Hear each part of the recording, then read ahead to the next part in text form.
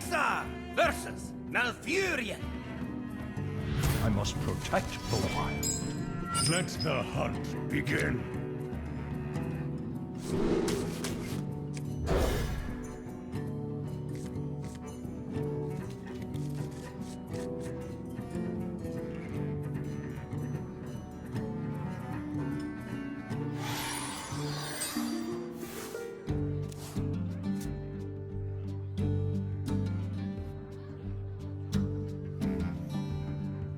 Match point for Jason. My greetings. Pressure's on every single time. Once he knows he's going to win the game, Greetings, traveler. relaxed. You see that moment happen way before it actually happens. Sure. He knows it.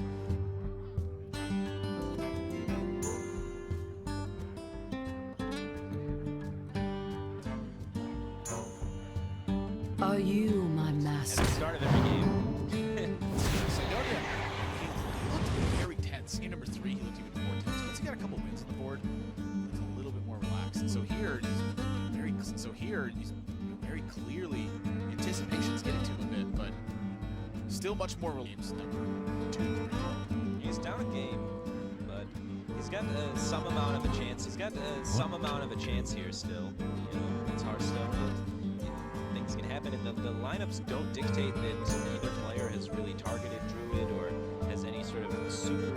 The Druid mirror is going to be very close to a 50-50. Not a lot of tech differences in there. The one thing that could play a big factor is that Jason has. Time waits for no one. It has not. The odds can be a pretty big factor in that matchup. And then the CThun Warrior, it's very close against Druid, but I'd have to give it at a slight disadvantage. I'd have to give it at a slight disadvantage against Druid. And not by a lot either, though. So it's Natural. could go any way. Yeah, so here's what I'm looking at, is that Sidonia's got 2 Azure Drakes, Yogg in there. So I think the Yogg is a +1 for Jason, but having 2 Azure Drakes instead Are of what Jason you has, my which is master? instead of what Jason has, which is 1 Azure Drake and Harrison Drakes, I think it's also for Sidonia there. So I think the pick that Harrison should compare it to the next matchup, like you said, the CThun, that's where the Harrison's going to shine. A tale of wonder and magic. Potential 10 card that can turn it around.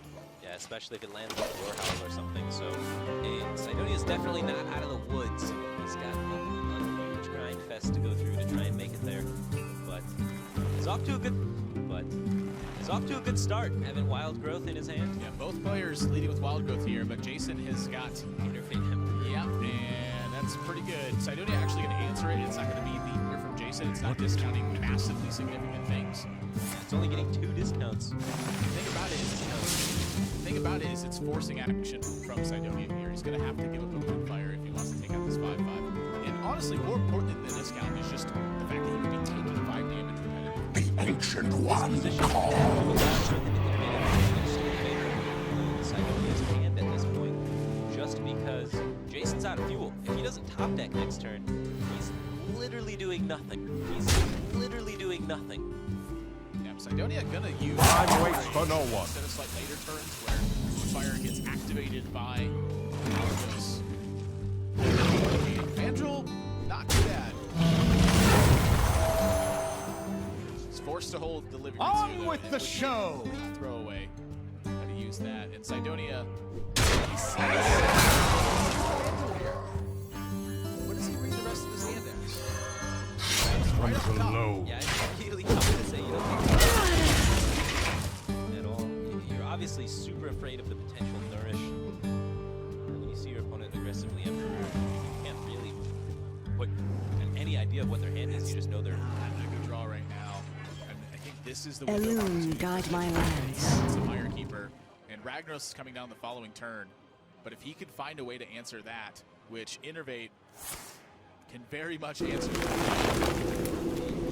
the Ancient of War. Malagos turn after the Ragnaros is played. If Malagos lives, he's swipe. What if the Malagos doesn't live? That's probably a risk he's going to have to take in a Yeah. To turn. my side. And honestly, making the 2/2 here is Until low. because now the Ragnaros is multiple targets. He knows he doesn't need the mana acceleration because I think he's better to make Malagos next turn. Jason going to trim into those targets to try to ensure that Ragnaros lives as long as possible. He'd face him.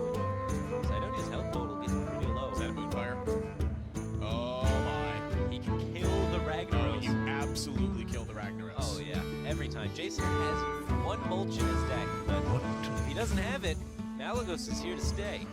And if he does have it, you have Ancient of War. This is a big turn for Cydonia. Jason is going to be at the mercy of his next draw and at the mercy of a Raven Idol Discovery.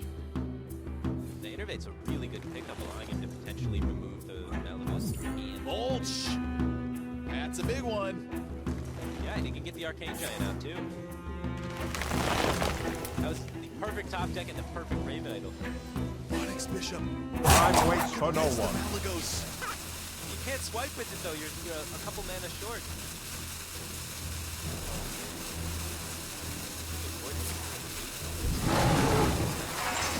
And then next turn, Ancient War's contesting the Arcane Giant. So unless Jason wants to use his Free Fire, that's what he's doing. So scratch that plan. But now either way, Cydonia has an opportunity to return the kill. When Jason plays, he gets a much more clear image of what this card is in Jason's hand. At this point, it is somewhere in the neighborhood of Yogg-Saron or Swipe or Fire or Innervate. yeah. Onyx Bishop was a huge pickup. Even just a 5/5 is a big deal. Yeah, I mean, it's a decent amount of development onto the board. It's not quite a battle build, but it's pretty decent. It's 5 mana, 8 power. Pretty good. 5 mana, 8, 9. I'm debating on whether or not the swipe of the Wrath. I really like the swipe here. Just so My training ends. Your nightmare begins. The one time I think he gets punished by that is if Jason has Azure Drake off the top and he doesn't have as clean of an answer to it. Time waits for no one. I still think it's worth it. I agree that it's a no one. I think it's because both players' resources are so low. The first player to find Nourish in the spot,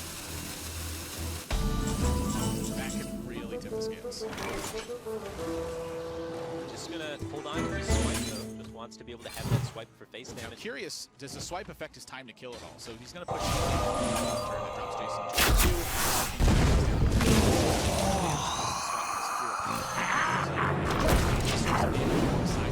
He's actually got time to kill if everything. Okay. Reasonable. Could, I guess, try and set up the long-term plan of just prioritizing swipe for face damage by Cydonia. So, looking to try and end this soon. Cthulhu!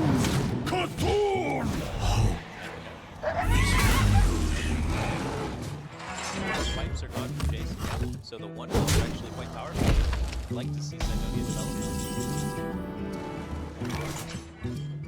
Now, behold, that's a message over to Jason. And around Yogg, but I mean, at this point, you know what Jason's Job done. huge, helping him to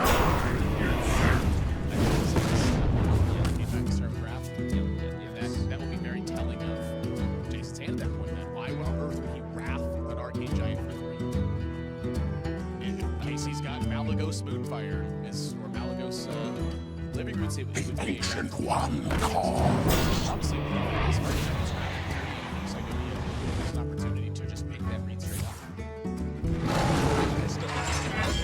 I agree. Hey, there's not really any other line of play here for Jason. He's kind of backed into a corner. Feral Rage to get You could Feral Rage to kill the Reaper. Because if you gain 8 armor, you're expecting the Reaper to deal 6 damage to you in that time. So I kind of like just unless you feel like that you're in need of actually dying. Time waits for no one. Yeah, but then you have a percent chance of Malagos to get answered by the Reaper. Nourish gets returned.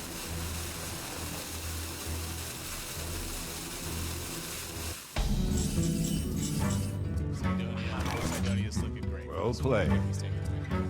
He's going to be able to get an additional spell and Well an additional played. agent. It's an natural combination.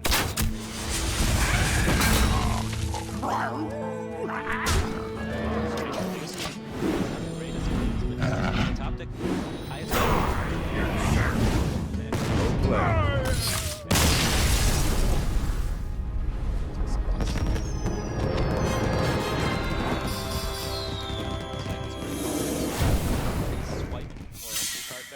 white's better almost every time.